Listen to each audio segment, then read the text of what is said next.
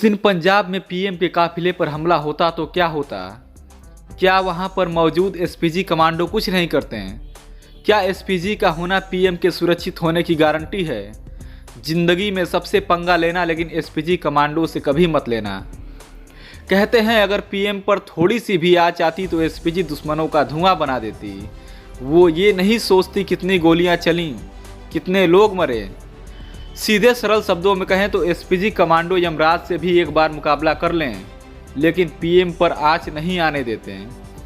आप बस इतना समझ लें कि चाहे मुट्ठी भर लोग हों या दुश्मनों की फौज, एसपीजी कमांडो अपने जीते जी पीएम पर आँच नहीं आने देते हैं। अब आपको पूरी बात बताते हैं। एसपीजी घेरा दुनिया का सबसे सुरक्षित घेरा क्यों कहा जाता है?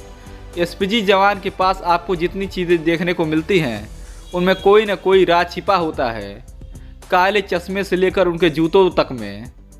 एसपीजी कुछ ही मिनटों में पीएम को कैसे सुरक्षित कर सकती है, ये भी हम आपको बताते हैं। इसके लिए आप हमारी पूरी रिपोर्ट देखिए। शरीर पर दिखने वाले ये ढेरों सामान बहुत काम के होते हैं। एसपीजी सुरक्षा 4 स्तर में होती है। पहले स्तर में एसपीजी की टीम के पास सुरक्षा का जिम्मा होता है। एसपीजी के 24 कमांडो प्रधानमंत्री की सुरक्षा में तैनात रहते हैं।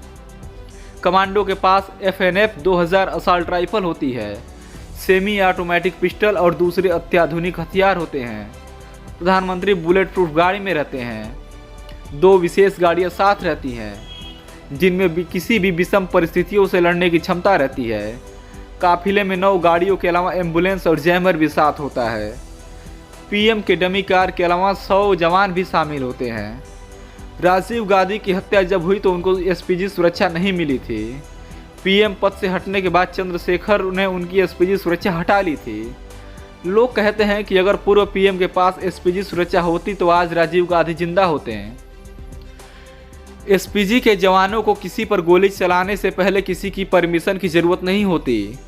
पीएम को सुरक्षा पर लोग लगभग 1 करोड़ 62 लाख रुपए खर्च होते हैं। सालाना बजट 592 करोड़ का है।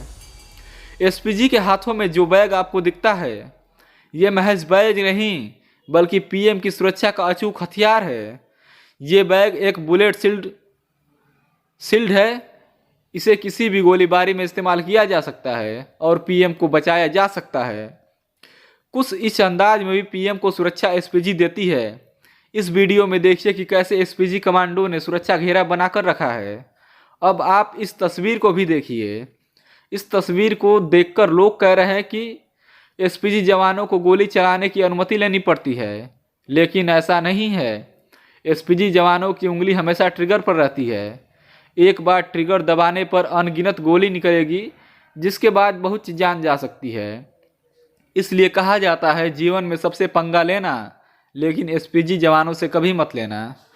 जवान के हाथ में जो हथियार है वो है असॉल्ट राइफल, जिससे एक बार में 900 राउंड फायरिंग हो सकती है और इसकी मारक क्षमता 500 मीटर दूर तक है। इसके अलावा इनके पास एक हैंडगन भी होती है, जिसे 50 मीटर तक गोली चल सकती है। इसके अलावा बहुत सारे गुप्त हथियार एसपीजी जवानों के साथ रहते हैं। जवान हमेशा काला चश्मा पहनते हैं। इसके पीछे का कारण यह है कि अगर कभी कोई धमाका होता है तो इनकी आंखें बंद न हो, या फिर कोई केमिकल या किसी अन्य चीज़ों के जवानों की आंखों पर कोई नुकसान न हो। पीएम की सुरक्षा करते समय अगर कोई भी बाधा इनको नज़र आती है, तब एसपीजी जवान पहले तो उनको समझाने की कोशिश करते हैं, नहीं तो इनको गोली चलाने के लिए पीएम की भी इजाज़त लेने की ज़रूरत नहीं पड़ती। आपको अगर हम सरल शब्दों में कहें तो एसपीजी मतलब धरती का वो कवच जिसे यमराज भी एक बार आसानी से नहीं तोड़ सकते हैं। कैसी लगी आपको न्यूज़ कोना की रिपोर्ट, हमें ज़रूर बताएं और कमेंट में आप भी बताएं कि आप एसपीजी के बारे में क्या सोचते हैं। आप अगर नए हैं तो चैनल को सब्सक्राइब करें। धन्यवाद।